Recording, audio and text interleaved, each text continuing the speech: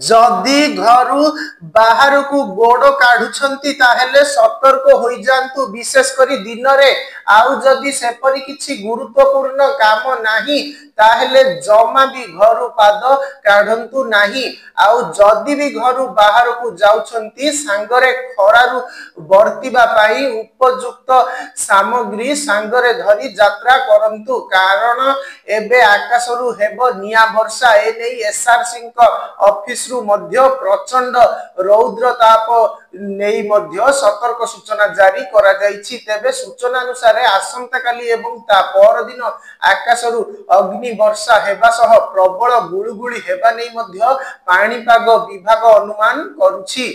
आज मध्य राज्य रे प्रबल ताती रहिबा सह खरारे अस्तव्यस्त हेबो जनजीवन एपरिकी 2 रु 4 डिग्री पर्यंत तापमात्रा मध्य बढ़ी पारे। विशेष भाव रे एबे पश्चिम ओडिसा रे प्रबल खरा होई पारे बोली पाणीपाग विभाग पक्षरु आकलन करा जाउछि। अधा ओडिसा रे पारद 40 डिग्री पार हेबार संभावना मध्य रहिछि। पूर्वाह्न 11 टा रु अपराह्न 3:30 टा भितरे जेते दूर संभव घर पदा को न बाहरिबा पाई परामर्श दिया जाइछि।